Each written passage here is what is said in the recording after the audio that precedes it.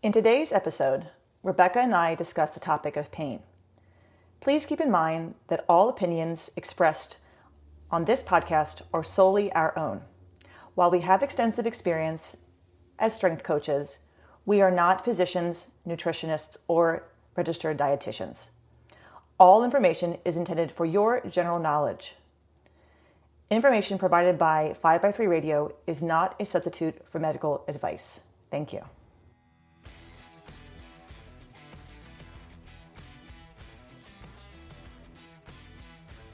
Broadcasting from Baltimore, Maryland, this is 5x3 Radio, where strength is for everyone. I'm your host, Emily Sokolinski, owner of 5x3 Training, a strength and conditioning gym in Baltimore, along with my co-host, Rebecca Fishburne, founder of Cornerstone Strength Maryland. Each week, Rebecca and I will discuss the ins and outs of strength training, why there is a no one-size-fits-all approach, and why strength is so important in our daily lives. Thanks for spending some time with us today. Now, on with the show. Okay. We got our first question. Not sure how I feel about that. It's exciting. You know I hate the way I sound. And if you got a question, that means somebody's listening. That's what I mean. We got a question. So I'm going to pull this. I'm going to go ahead and pull the Instagram thing up because I don't want to mess my phone up. Somewhat petrifies me. Getting sweaty armpits just thinking about it. Listen to us. Yeah. Topic suggestion. So you've laid down a foundation of strength. You aren't interested in competing or packing on more weight in order to lift bigger numbers. Now what? Is there such a thing as maintenance? I mean, it's a good question, and Diego said that's a great question, and it lends itself to a whole podcast in itself. Yeah. So we talk in our programming lecture we don't really talk about it out in our camps, but when we did the programming lecture back in February, when we had the whole thing on just programming.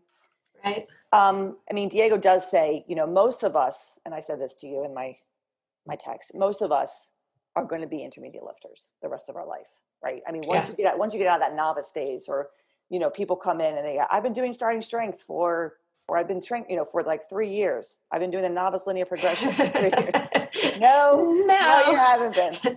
And that's okay. That's okay. You think you have been. So most of us are in that that kind of limbo area of we started training. We did about 4 or 5 months. Things got heavy.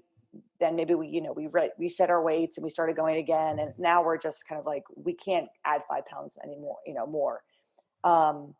And unless you're competing, as the person says, unless, you're not interested in competing, unless you're interested in powerlifting or, becoming a weightlifter, you're going to be kind of going through various programs off and on, getting a little bit stronger, having a little bit, having some setbacks, as you said, going through seasons. Yeah, because I also think like, even if for the majority of people that I think you and I work with, some may have some clearly defined weight on the bar based goals. Right. And they're working very hard to reach those goals. But the majority of people that you and I are working with are lifting so that they can be more durable, so that they can be more confident in their regular life. It's the means to an end. It's not the end all be all. Yeah. They're lifting to live, not living to lift. Yeah. And so they may have other sports or other interests, and those cycle through their training and influence their training as well. The older we get, the harder it's going to be for us to make progress. It's going to be slower and steadier, but we can make progress. I think, the idea of always getting stronger, sure, you can always get stronger. It's going to take a lot longer, and stronger can be, other weights feel better. You're doing more reps. You have more stamina to get through more sets. I mean, that I kind of look at everything. I'm not just focused on that weight that's on the bar. So I know we really, we kind of addressed this, but I think that this topic lends itself to like a whole podcast in itself. Yeah. So sure. I think that'll be something in the future. So thank you for that question, Instagram follower. It's exciting that we got a question. So we definitely will address that in in another podcast. Do you want to add anything to that before we move on to the topic at hand? I'm good with that. Okay. So pain is what we want to discuss today. And we're not going to get into everything, obviously, but Rebecca and I have thought this would be obviously, a good topic to address. It's something that is always on people's minds. Always comes up. Yeah. Always. Where to start with talking about pain? There's so many avenues we can begin with. I don't know about you and any injuries that you've had in the past, but of course my back pain was what was the catalyst for me beginning this program. In your case, did you have an injury? Was there anything or over the years of training, have you had any injuries that you can think of that have kind of weighed on your mind off and on? Oh, well, I got a crappy knee. Yeah. And I mean, I was kind of thinking about that. I don't know if you want to tell your back pain story first, because that's sort of more a driver of why you got involved in barbell training. Yeah. Like my knee injury is something, it happened when I was skiing. It's aggravated by a history of being a runner. Mm-hmm. It wasn't a motivating factor in my getting involved in barbell training. Sometimes if I'm doing like a heavier volume of squat or a higher intensity squat, it'll bother me. My knee will bother me the next day, but it doesn't, it's like I've got arthritis in my knee. But I do remember the very first time that I had pain in my knee just from arthritis, from being old. Mm-hmm. And going to an a doctor, and they did imaging, and he was like, yeah, you've got arthritis, it's par for the course at your age. But it was not something I wanted to hear I think I was in my 30s at that point, maybe early 40s. So I didn't really want to hear that, but like I think about that interaction in light of a lot of the things that we've sketched out that we're going to talk about in terms of pain and what my expectations were, because I distinctly remember asking him, what things am I not allowed to do anymore? Right? Like there's this perception that's out there that I had consumed and believed that pain meant that I was going to have to restrict my activities. Fortunately, the doctor was like, no. You keep doing things, you keep moving. Right. And maybe that's a difference too in the messaging that people receive around a knee injury as opposed to a back injury. Sometimes the messaging that people get about a back injury is more, oh, you can't do that now. You can't deadlift now. You'll hurt your back, or you can't, But I'm surprised that with the knee, he didn't say, oh, well, yeah, I mean, you don't want to do any squats. You don't want to bend past, you don't want to go below parallel. You don't want to. Yeah. And there wasn't that. Yeah. I mean, that is surprising that he didn't say that, in light of what a lot of clients have told me. They've been told by doctors about squats and knee pain. But this particular doctor was an athlete. And I think that made a difference too in his attitude. Always. I think that is the number that is key. People who have visited doctors who have some sort of background in athletics, or have just, maybe they've educated themselves more, or they're younger, and coming into this profession, seem to be a lot more giving in their, assessment, and also their feedback as to like what you can do. Just don't do what hurts you. I mean, the knee surgeon who did my knee operation in 2019 last year, I mean, I didn't discuss with him a lot of what I was doing, but he knew. I was a gym owner. He knew what I did. And he just would say to me, just don't do anything that bothers it. And that's kind of that was the best advice that he could, that he gave me, was don't do what hurts it. Okay. So if it doesn't bother me, I'm going to do it. And if it does start to bother me, well, then I need to just change what I'm doing. Many people can't do that. They don't know how to do that. I mean, that's easy for you to do. That's easy for me to say. But many people don't know what a modification means, or the doctor says, don't do this, but they don't realize that there are other methods and other exercises that can be done for the same purpose and had the same benefit. Yeah, I think that that's one of the more unfortunate things that you hear from people where they aren't sure how to modify or change slightly, Right. slightly vary what they've been doing and see if that affects Right. the outcome or the result in terms of the pain that they're experiencing. Right. Right. And so instead they just drop the activity or the movement entirely. And that's where, you know, you and I can come in and help that person, you know, with that. And that's hard when when you're doing something on your own, or even if you do have a coach. I have a client who hurt her knee a couple of weeks ago, and I haven't heard from her since. And I emailed her and I said, haven't seen any, you know, videos lately. Is everything okay? Oh, I hurt my knee a couple weeks ago. She's started training with me. Her husband trains with me. And she also does horseback riding. So she just basically stopped everything. Oh. Started doing yoga, because yoga will fix things. And my email back was... Wait, so I think you need to clarify that you're saying that facetiously. Yes, I'm saying that facetiously. People have that idea that yoga fixes things. But one of the times that I most injured my back was doing yoga. Yes, yes. It is not yoga, stretching. That we could have a whole podcast on stretching, so I'm not going to go into that. But I said, my email back was, sorry to hear about your knee. I can help you modify everything with your training. Right. You can probably still bench. You could probably press. If you can't lock your knee out, and I know that because with my knee surgery, I could not lock my knee out for some time. And that was really, or even before my knee surgery, I could not lock my knee out. And that killed my overhead press. Right. So what do? You do seated presses.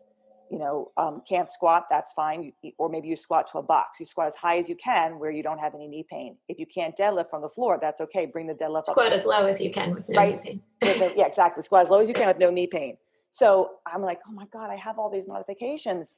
That's what I'm here for. Yeah. Icing is fine. Icing is fine. Movement is better. Walking is great. More movement is good for the body too. I mean, I always say you have two arms and another good leg. You know, we can make this work, and it's going to make you feel better too. So it was really, I kind of felt, I was upset that she hadn't contacted her coach. And I'm calling her out on this podcast. Yeah, I was just wondering about that. I hope she's like, I don't know. I was like, you know that I can help you. And that is the thing with, you know, with any kind of pain. So you talked about your knee pain. So my back pain, I'm going to be very, very quick with this. Basically, I want to see this. Years of dancing caused my back to obviously degenerate, right? So I have degenerative disc disease. I've got severe arthritis in my back. I have herniated discs, yada, yada, yada. That's all from years of dancing, modern dance, not very back, you know, loving. And 10 years ago, I really had a horrible back episode where I couldn't move for almost a week. And I was on many, many drugs. And I walked into my doctor's office after I finally could move, and she handed me a prescription for a back brace and for more physical therapy. And this had been 5 years now of dealing with this issue.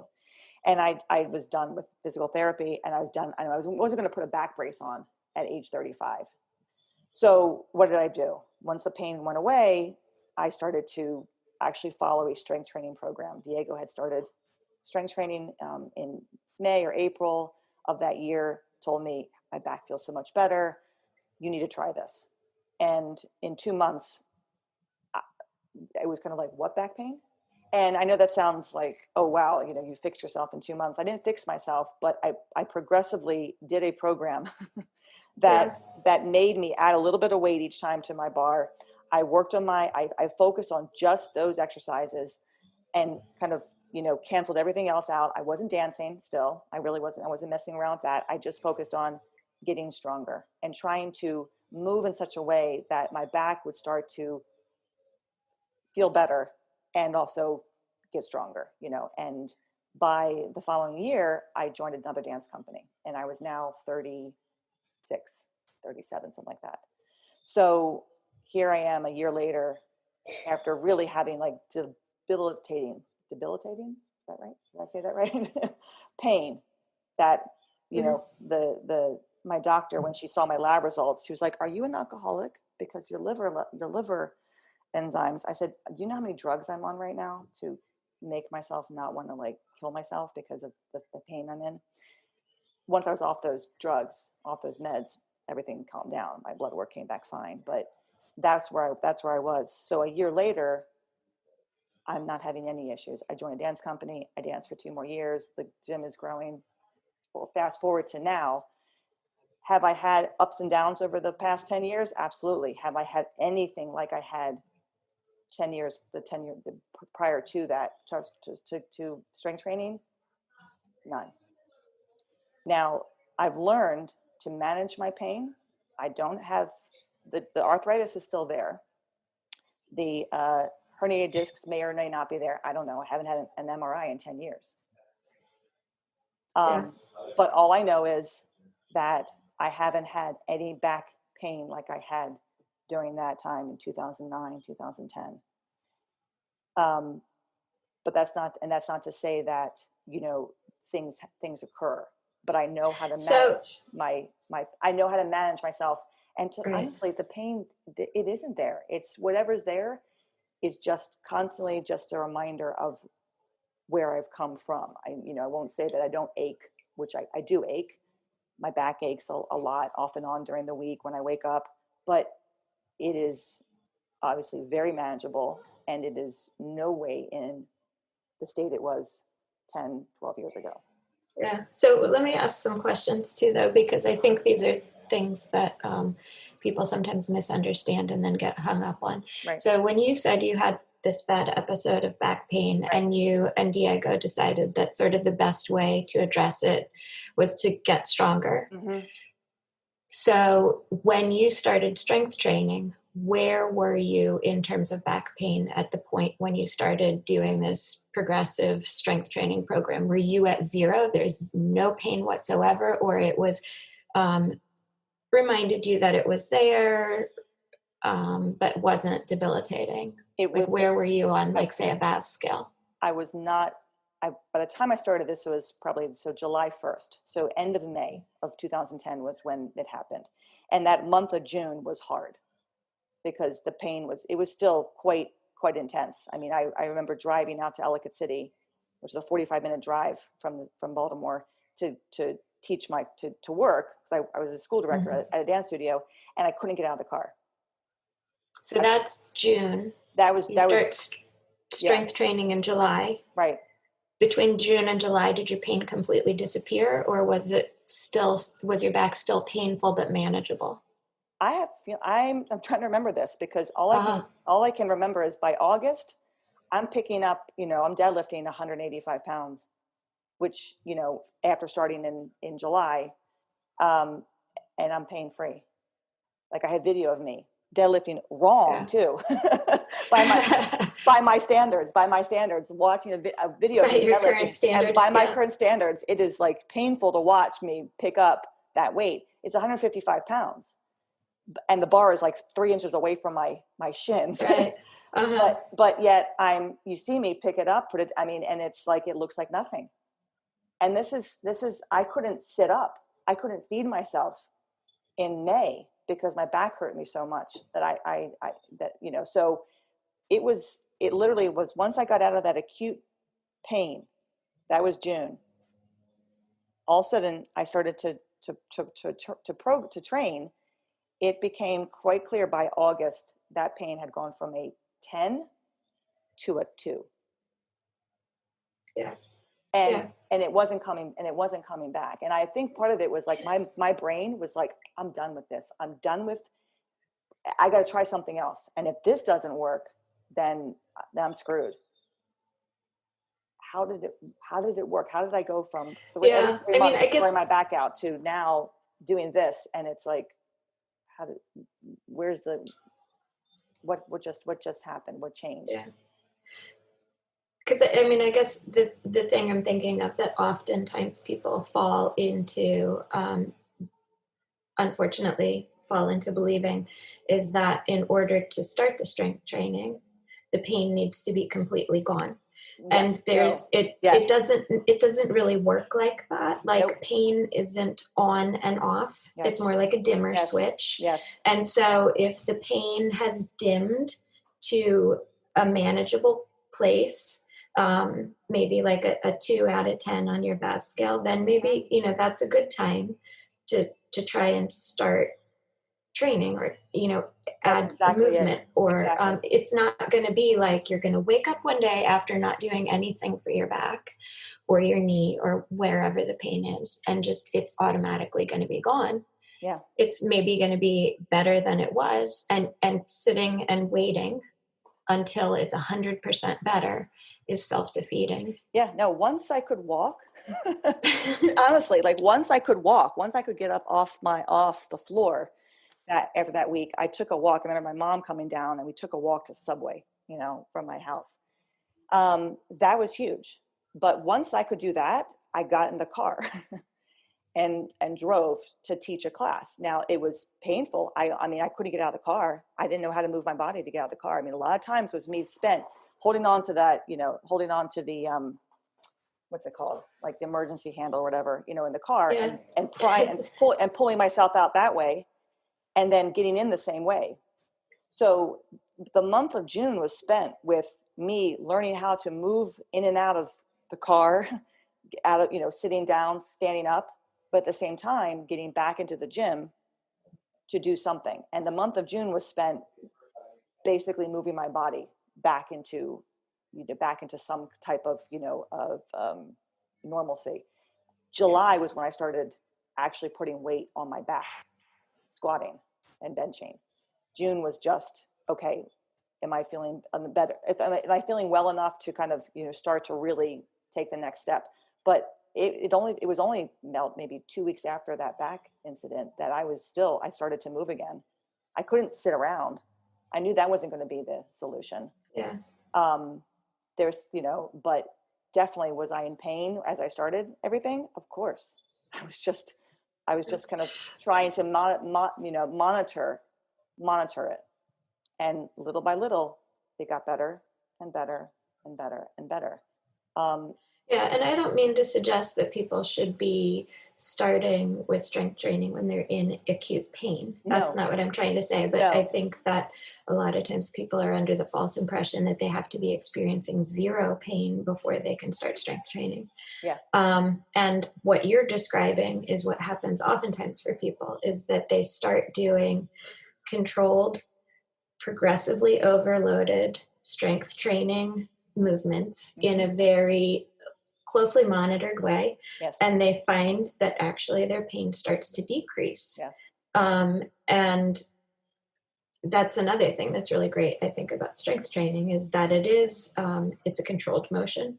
There's nothing random about, hopefully, there's nothing random about how you're moving. They're going to be cookie cutter movements each time, the same movement pattern, and they are the same movement patterns that people use in their regular life. Yep. So Now, what makes my story a little different, and I want to be clear with this, and for most people this is not the case. My back issue came from dancing. I was in the gym. I was doing stuff in the gym, but I wasn't working I wasn't strength training, I wasn't using a barbell. I wasn't deadlifting. I wasn't squatting. I wasn't pressing. I was doing machines. I was doing a whole bunch of stuff. I've always been a gym rat. My injury came from dancing. My injury came up from years and years of just the same, overuse of my body. Many people injure themselves, might have an injury doing a sport or a lift. And that's where things can go awry, right? I wasn't hesitant to get back into dance. I wanted to start dancing again, but I chose to back off for a year and give myself some time to build some strength. And then I came back to it, which I didn't think I could. Many people will injure themselves doing something that, they do something incorrectly. Then that interferes with their wanting to get back into that type of activity. They move wrong and something happens. that is more likely what occurs. So like one of my clients who injured himself deadlifting, putting the bar down, not picking it up, putting it down. Mm-hmm. And it's been a couple of years now of this intense pain that goes back and forth, that he can't control. Ultimately, he came to us, and we put him on a very, we've been back on kind of an LP, being very conservative with his weights and being conservative with his program, and not letting him feel like, well, now I feel better, I'm going to jump more weight, or I'm going to do X, Y, or Z, but trying to stay on this even kind of keel and be very, very patient, and understand that the pain's going to resurface. It's going to be an up and down battle, with it. So I came into it with the pain from something else, and other people are coming from, I did that exercise, it hurt me, I don't want to do it again. How do I get past that hurdle? Because that's what I experience more with people at the gym, and I'm sure that you do too. Like something that somebody does in an activity, either at the gym or somewhere else, and then they don't want to do that again because they associate that with that particular exercise or lift. And how do you get that person to be okay with returning to that exercise, because it's now such a part of their, they've got like a traumatic memory associated with that, and they have to kind of work through like a mental piece as well as that's where I have to, when I'm working with somebody, really kind of separate myself. Like my back pain I know what my back pain was, and I know where it was from. It had nothing to do with a lift. So that I'm sure is something that you I know you deal with, and I know I deal with. Well, and sometimes people have this sort of mental, sometimes people have those mental barriers about particular exercises, not even through their own experience, but just through things that they've heard. Like people just hear through the grapevine, oh, squats are going to hurt your knees, or deadlift is going to hurt your back, or that sort of thing. And so particularly with those exercises, like you might have to help someone work through their own lived experience with pain and a particular exercise, but also that gets reinforced from messaging that they pick up other places or from other people. Yep. And so that's, just an additional hurdle to get over. Yeah. I feel like we've, I sent you quite a few, notes, little, bullet points about pain. And I think we can, we're not going to obviously get to all of this, but what is pain? That kind of is the big thing, because I think many people are concerned about pain. I don't want to hurt myself. I'm afraid of doing X. And pain is just an alarm. It's not, it can be, it's an opinion, right, of the brain that the body is in trouble. So and a lot of people have it like cause and effect. Like if there is pain, then there is definitely an injury, something that's wrong, something that I need. Right. And then depending on the part of the body that has the injury and how much advertising there is around some kind of invasive solution for that, they might have, received a lot of unhelpful feedback from a variety of sources. And that is in their head too. Exactly. I mean, it's not always a damage indicator. It doesn't always mean that there's something, something wrong. It's an alarm. It lets us know that there's something could be happening, and it's not sure what, but just, it's just a heads up. Yeah. I mean, I like that analogy of pain as an alarm, because if you think about it as like, the fire alarm in your house, right? Plenty of times the fire alarm, the smoke alarm goes off because somebody's not good at cooking, right? And so there's something that's not quite right, but it's not like the house isn't on fire. Right. There's, it's not the same. Right. The sound of the alarm is the same, but what's causing the smoke alarm to go off could be vastly different. Yeah. Yeah, exactly. Exactly. And I think people are always, I mean, when people come in and they say, I'm afraid to, or I'm concerned with, I said, how can I say, well, why are you here then? You know, I don't look in terms of I'm afraid to do, or I'm concerned I'm going to hurt. And that will, if we have already a preconceived notion of doing something, we're going to have pain. I think because you find what you're looking for. Exactly. We always will. Yeah. We'll find a way to find. We'll find it if we want to. You know, there was an example. You know, breaking a leg, but you know, you break your leg, but it doesn't hurt once a cast is on. Somehow, once something goes on, it's like, oh, I feel so much better, and you know, my leg feels great. Whereas before, you know, you're writhing in pain, but there really wasn't that big of a deal. Or now it's in the cast, and now there's no pain, and we can make up things. Yeah, I mean, like pain is not always an indicator of a problem. Like we think that it is, but there's a lot of situations where people, like you're talking about a broken leg, and then miraculously it feels better once the cast is on it. But like my dad the other week fell and shattered his elbow, like completely shattered it.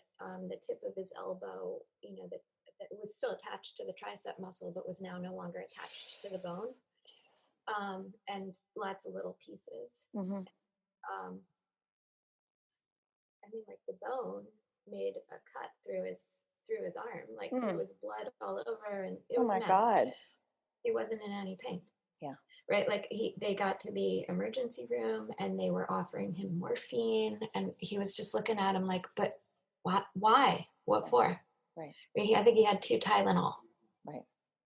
And that was it. That was it. Like it was a mess, but not painful. Mm-hmm. So that was a huge problem, but pain was useless as any kind of an indicator of a problem. That was a big problem, very little pain. Right. And then sometimes you get the reverse situation where people have pain, they're experiencing severe discomfort, but there's really not anything that's identifiable, sometimes even through imaging. Right.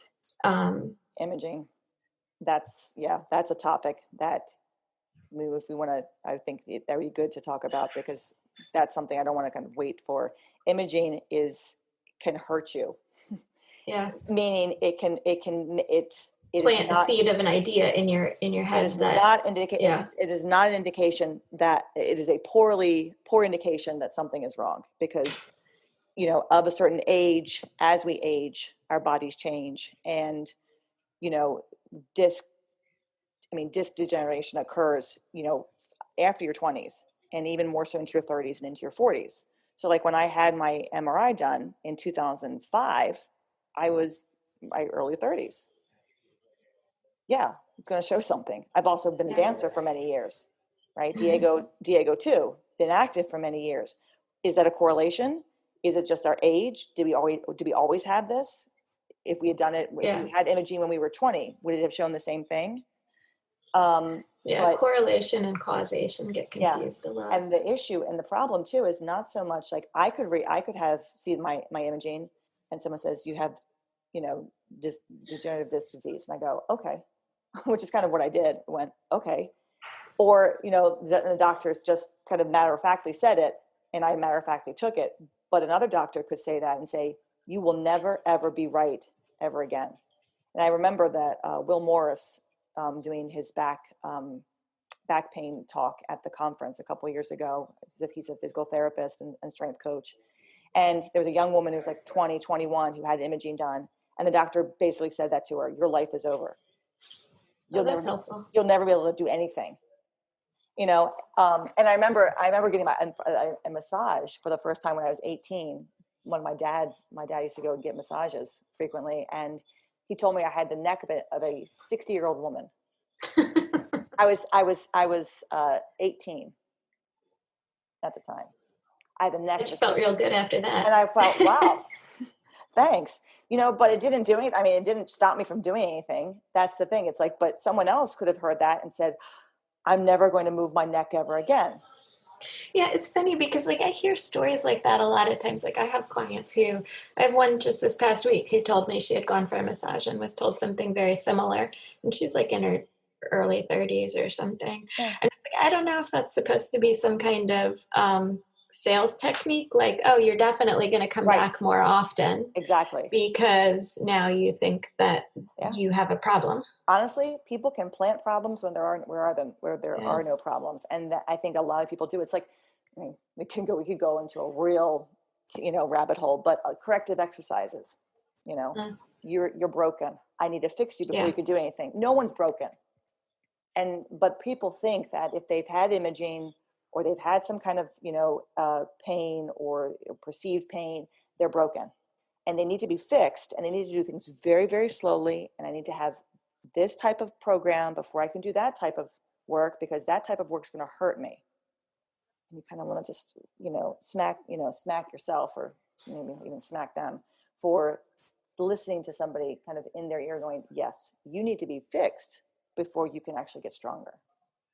How many people, will feed people that? And it just doesn't, it's not that. It's not that. I like there's a quote from the pain information pain article. Degeneration. I have a hard time saying that word. Degeneration is like wrinkles on the inside. Yeah. Our face wrinkles with age, but does it hurt? So on the outside, we start aging, and we start aging on the inside too. Well, what do we do for ourselves on the outside? We start doing face creams and this and Botox and whatnot. Well, the insides need to be fixed too. That's where strength training comes in. Our bodies need to be loaded with weights in order to get stronger. In order for our bones to get stronger, they have to be loaded. Well, what loads them? Yeah. It's not exercise. It's not exercises that hurt you. It's how you perform exercises is what hurts you. Yeah, I mean, I was thinking about that when you said that before. Don't blame the exercise for poor execution of it.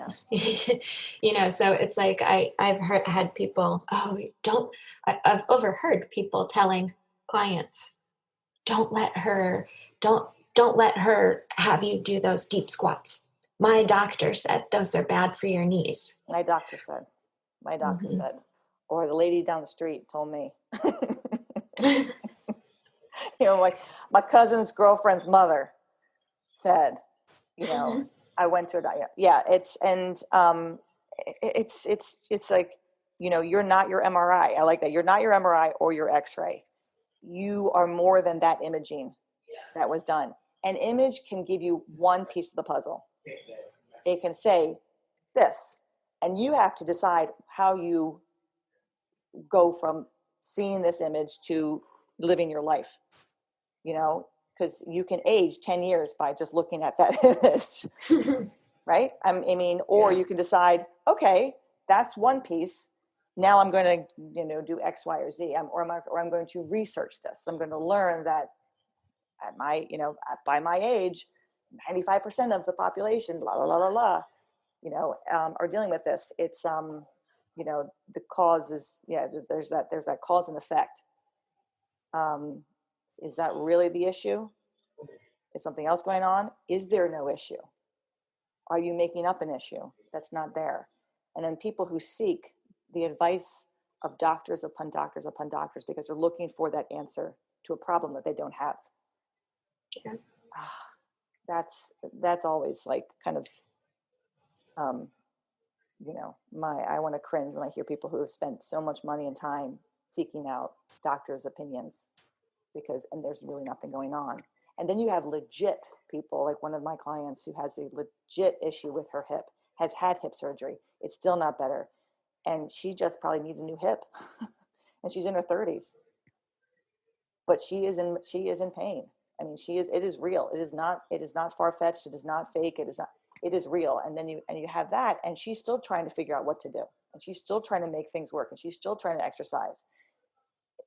And yet her body is fighting against her. That's real. That's real. But she's still not giving up on, I need to do something. I need to fix something. And then people who just, for whatever reason decide they want to make it up, or something occurred years ago and it's still kind of with them. That's Well, people have memory of pain. absolutely. And that you can kind of end up Absolutely. reliving or feeling that pain again, just, phantom pain. Phantom pain, traveling pain, I like to call it, like when the pain moves from one body part to another body part. First the shoulder hurts you, then the other shoulder hurts you, then the hip hurts you, and then all of a sudden it's gone. How did that happen? Well, you slept funny one day, or you moved funny, doing something else, or so the traveling pain. When people talk about the traveling pain, I go, oh, good, the traveling pain. It's pretty much going to be gone sooner or later, and then it is, and the person never even talks about it again, because whatever was happening or going on, and a lot of it can be stress, and this is something that is huge and going on right now with many of my clients. Yeah. Between the pandemic and the election and life and everything, they are, their bodies are hurting. And I'll just say to them, it's stress. Most likely it's stress. Remember you told me last week, X, Y, or Z, and they're like, oh, I didn't think about that. Yeah. Yeah. And it's manifesting itself in your body. You're worried about that person who might be sick, who might be testing positive. You're worried about this, a coworker. One of my clients had a pretty bad bench day. And she's like, I don't know what's going on. That sucked. I said, remember what you were telling me about your coworker who might have tested positive, and then she did? and now they're telling people to not worry about quarantining, but you're not.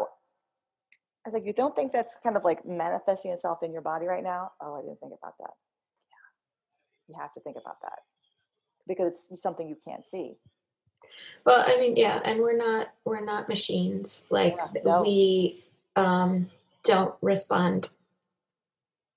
I mean, that stuff all has an effect. And I guess, the talk that Nick D'Agostino gave, like, I like the analogy that he used of the bathtub. Mm-hmm. Right? Like, the bathtub holds a certain amount of water, and everything that you put in it, that is a stress.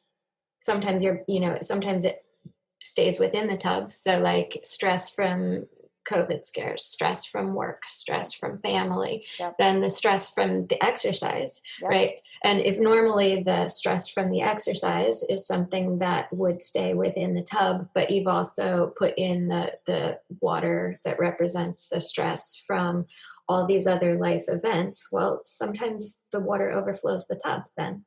And it's not necessarily the exercise, it's the compound effect of all of those different stressors and how much the tub or how much your body can handle before you get some kind of response that you interpret as a pain experience. Right. So there's only so much people's bodies can handle. No, it's true. I mean, the same person who's bench. We think we're machines. We think we can just, Yeah, no, the same person whose bunch was, didn't feel so great the other day, had back pain for a couple of weeks. She couldn't figure out why her back was bothering her. And then it would, she'd come in, she'd feel great, we'd train, then the next day her back would hurt her. And she didn't come in one day and this and that. And then it comes to find out that, work is really stressful. Her coworker might be sick for COVID. Sure enough, tested positive.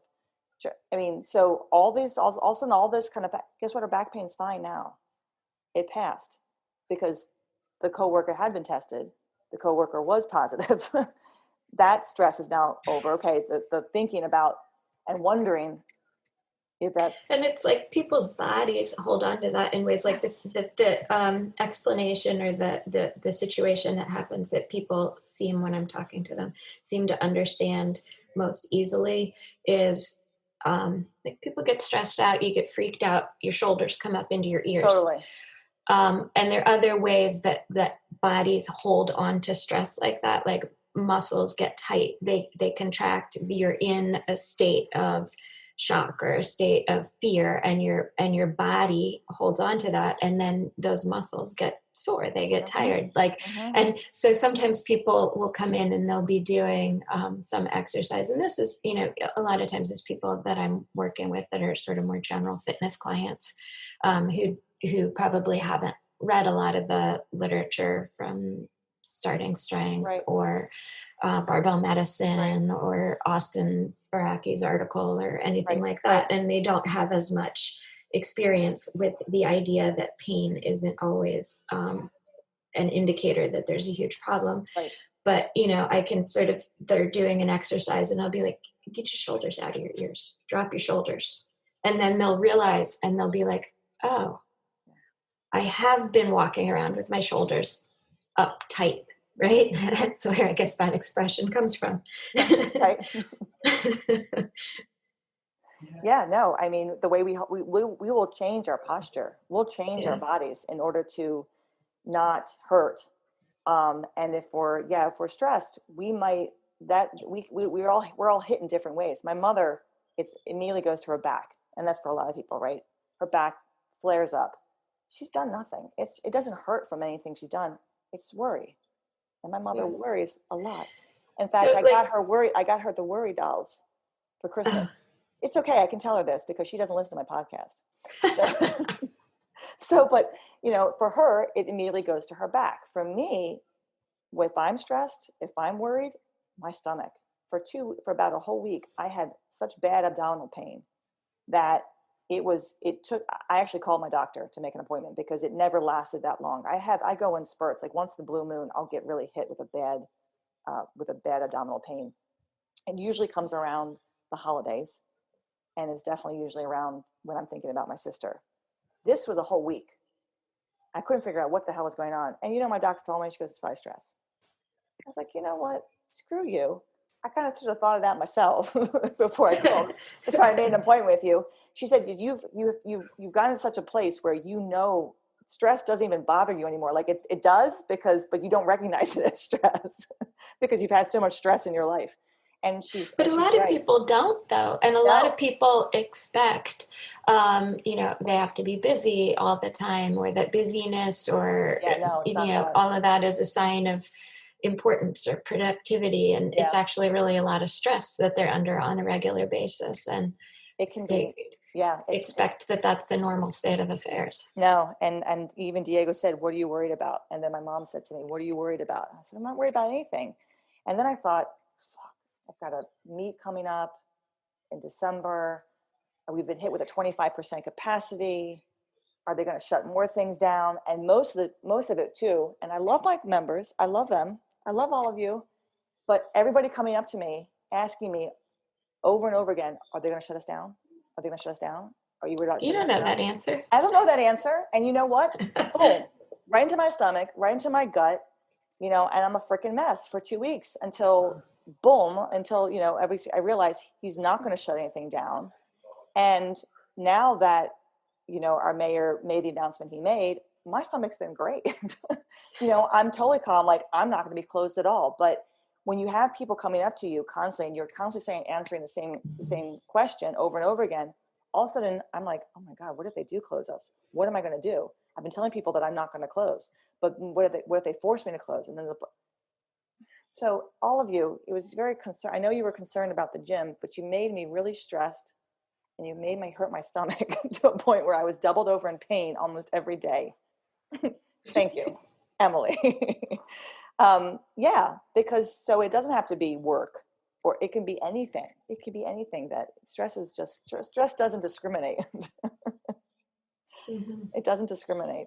So no. And I think a lot of people will view pain and they don't realize that it's just something that's really going on in their life. And then once whatever that stressor is that passes, their pain passes. Like my client's back pain gone. How's it gone? It's never lasted this long. I'm thinking, well, you haven't been in a pandemic either, and forever. So things are going to hurt, and without even us thinking about it, we don't know why they hurt, but sometimes they just do. And it doesn't mean that anything is harmful in our body. It doesn't equal harm. Yeah, I like that. Hurt does not equal harm. Hurt does not equal harm. I really like that. Sometimes it does, but like learning to tell the difference. Yes. And learning to know that a certain amount of discomfort is okay. Yes, and that a certain amount of discomfort coupled with careful movement. Yes. And movement that's like modified if needed and Yep. gradually titrated so that Yep. you're getting stronger, Yep. um, can actually help. Yeah. That movement can help. And you Yeah. don't have to wait for all the pain to be 100% gone. No. No, I Think of haven't. it as shades of gray. So it's Yeah. not going to be like, like with the dimmer switch, it's not going to be Yep. all on or all off. Yep. There's going to be, is it getting better? Is it Yep. trending in the right direction? Exactly. I have a client who tweaked his back, deadlifting, and he moves better than he did when he first started with us. But he's not a great mover. And usually the people who tend to tweak their backs are people who just have a harder time moving. They're not as athletic. And he knew what he had done, but he came back in the next day, right? And we did what we could. We figured out what, benching doesn't bother you. Great, we can bench. You can press. You don't have to strict press. Like pressing actually was fine. Most people with back tweaks can't press. They can't use those hips. Yeah. He could. Great, we can still press. Squatting was a little bit iffy, but we could squat. Deadlifting was definitely going to be out. Like hinging was discomfort. It was not pain, but the hamstrings were like they were locking up on him big time, like not letting him move at all because they were completely concerned that he was going to just plop onto his face, So that was the major thing. So what we did was we spent time just kind of having him hinge first. Can you move your hips back? And it was, you watch his face and you could see his face, like it was his hamstrings that were just so were tight, quote, quote, tight. They were just locking up. Little by little, as he came in each time, we do a little bit more hinging. Then we got the bar out. We did some RDLs, so some hinging with the bar. Then we put the bar below his knee and had him pull from like spotter arms, like a rack pull, just the bar. Basically, it was the lowering of the bar, because that's where that was the issue. Then we got some weight on the bar. The other day, we just pulled from 5 inches. So we piled 2.5-inch mats on and pulled from that. And we actually deadlifted. And we worked on his deadlifts because he got in a bad habit of kind of yanking the bar off the floor, right? So he'd kind of get tight, but then our elbows would bend. So I'm guaranteed that's what had contributed to the original issue. So we fixed that, and he's now pretty much like pain-free. He's not discomfort-free. He's not discomfort-free, but he's at a place where we can now probably lower the bar 2.5 inches to the floor next time and pull from there. And then maybe get him back down to the floor. But he's come in every time. We've progressively moved him to a place where we've getting him back to deadlifting. He can do everything else. But he was in a place where he knew if he didn't come in, he was going to be bothered more. He was going to hurt more. Mm-hmm. And little by little, as you said, it's gotten easier and easier and easier. Progressively, just kind of like worked him back to where he could actually pull from the floor. I wasn't going to have him do anything until I could see him hinge without grimacing in his face. And once there was no grimace, but what you're describing is like it's a process of trying to convince the brain and the body that a particular movement is not going to cause damage or harm, right? Like the body is having and the brain is having a protective reaction. Yep. I like the way you described, like his hamstrings will seize up because it's convinced the hamstrings are convinced we've been here before. Yep. We've seen this before. Yep. We need to tighten up right now. Otherwise he's going to fall over. Otherwise he's going to, and so it's just through repeated exposure to a positive experience with that movement pattern, convincing the brain and the body to relax a little bit. It's going to be okay. Yep. You don't need to seize up. Yep. And you have to have a willing subject to do that though. Like he's willing. He's a willing client who understands it was his mistake. We told him not to pull like that. But I mean, it happens. I know this is I swear, and I've actually not been swearing at all during any of our podcasts, but shit's going to happen sometimes. And it happens to all of us. It happens to all of us. Sometimes we don't even realize it. We're like, well, that was a stupid thing I did. Yeah. The main thing is we get back in there and we start slow and we modify as we need to, and we progress. If we decide after 2 days, I'm going to throw back 315 on the bar again, and then I crap my back out again. Well, that was stupid. Why'd you do that? unless you're deadlifting 600, you can't just throw 315 on the bar and decide you're going to work back up. So you have to kind of base off your working back up off of what was the last heavy thing that you did. Right. And it's going to be different for everybody. Some people are going to come back a little faster. Others are going to come back a little slower, but you have to just come back. It's sometimes tough to be patient, and it's sometimes tough to put like ego aside and be like, I used to deadlift, That's right. Yeah, I don't care. And now I'm just trying to RDL the bar. Yeah. Yeah. And ego has to be put aside, because too many people will start back too soon to something, and then they're back to square one, if not even past square one. So I think of it as my client that I have right now, who is dealing with a back issue. I said to him, it's like, look, it's going to be 2 steps forward and maybe a half a step back, and then 2 steps forward and a half a step back. It's going to be that way for a while, until it becomes 2 steps forward, 1 step forward, 1 step forward, 1 step, and then maybe half a step back. It's going to be, I mean, I'm like that. I've had months, I've had weeks, I've had years with that over the past 10 years. Has nothing to do with the original back pain, has everything to do with new stressors and new stuff and just life, but I keep coming back. You keep getting in there, you keep doing it again, you keep revising, you keep modifying, and you keep getting stronger as a result, because now your body remembers, it knows what it did, and it knows it can get back to that faster. And that's the whole point too, is that recovery becomes much faster.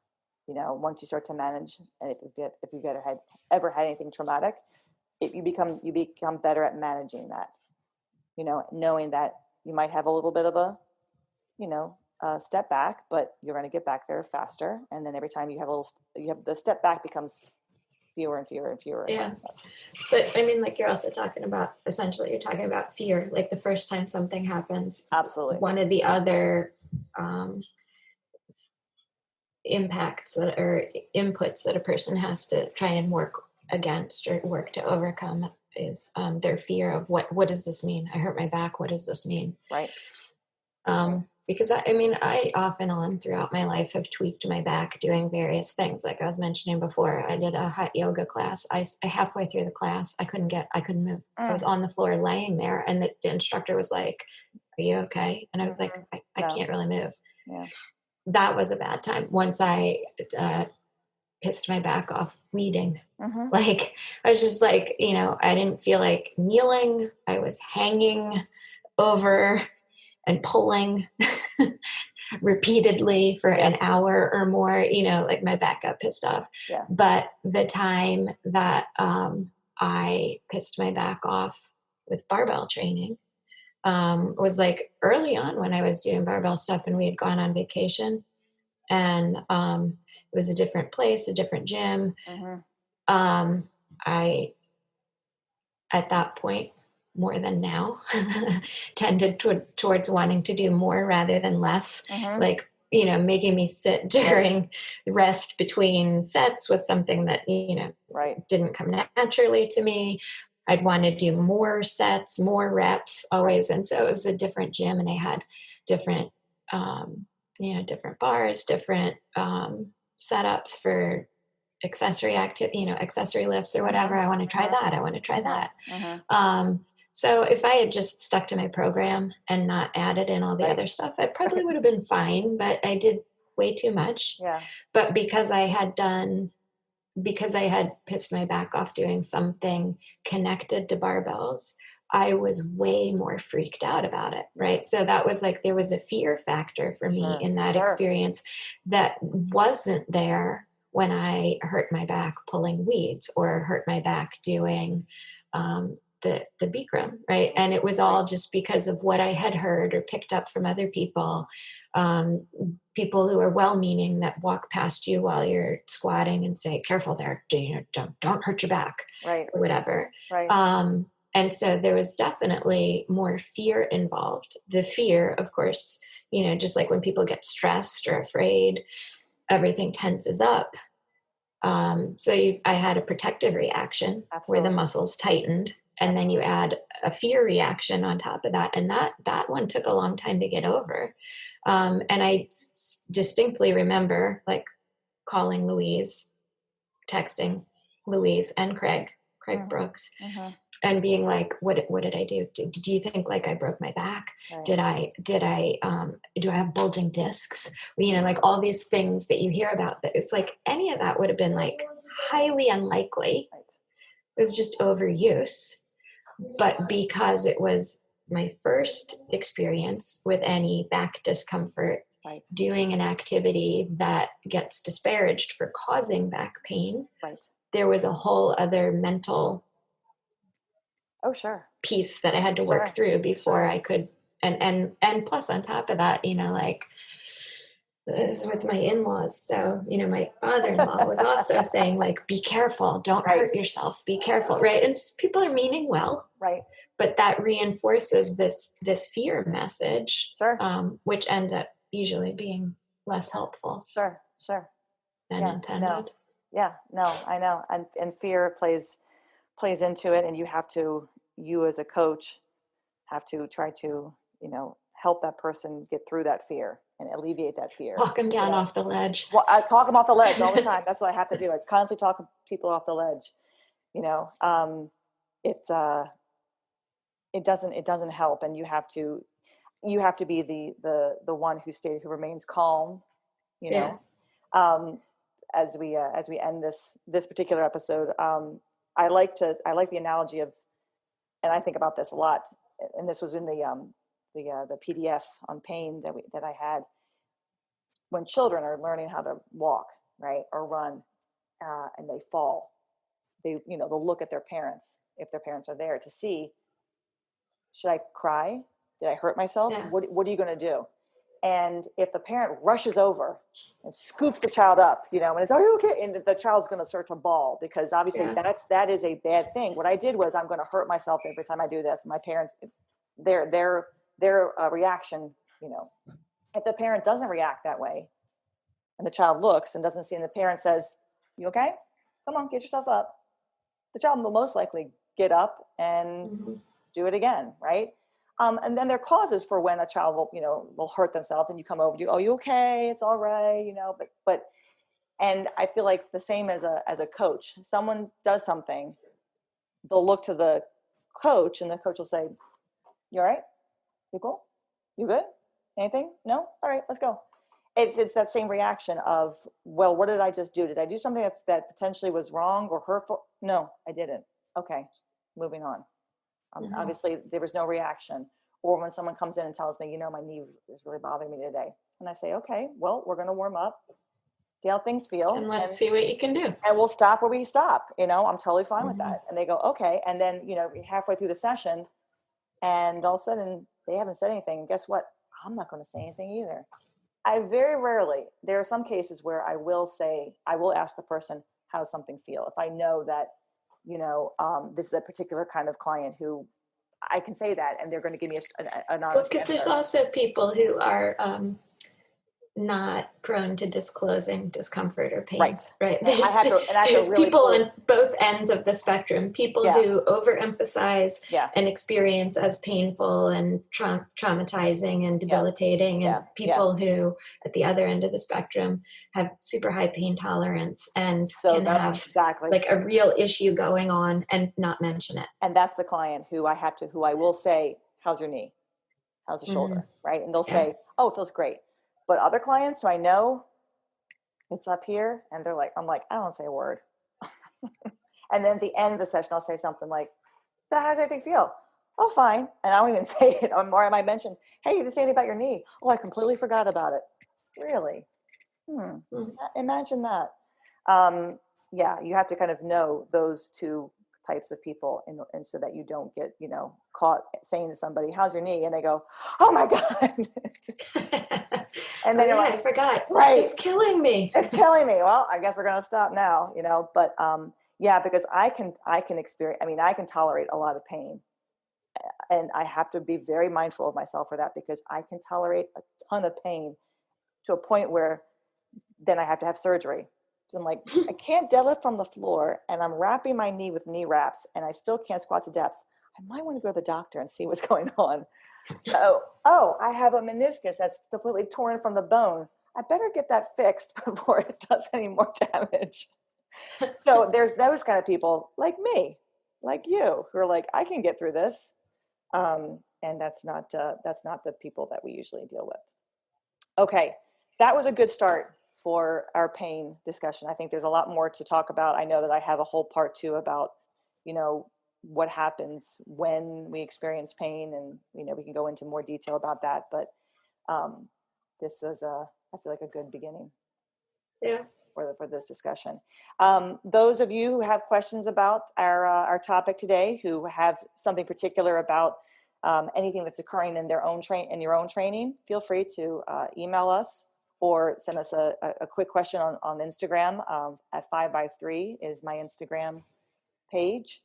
And of course, my email, Emily@5x3.com, and Rebecca's email. Go ahead. Yeah, right. It's the long one. Cornerstone Strength Maryland @gmail.com. There we go. And I do not have Instagram. She doesn't have Instagram, but you can any Instagram comment that you make to us to 5x3 goes to both You guys of us. just want to contact Emily. No. Both of us. We want questions from everybody about anything and everything.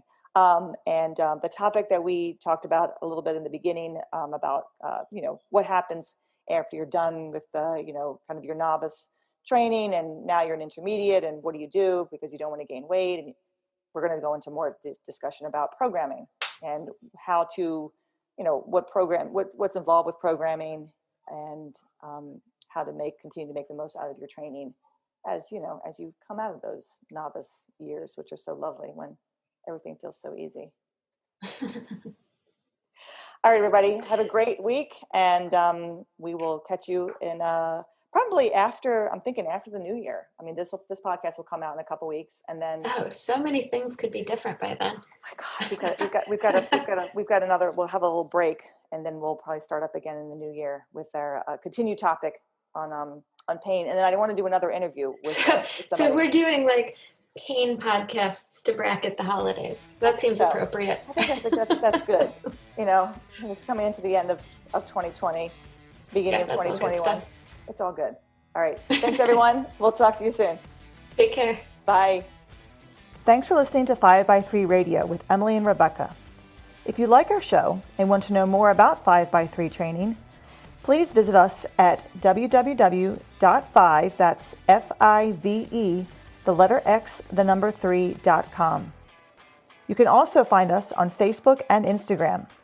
To learn more about Rebecca, please visit her website, cornerstonestrengthmaryland.com. Thanks for listening, and have a great week.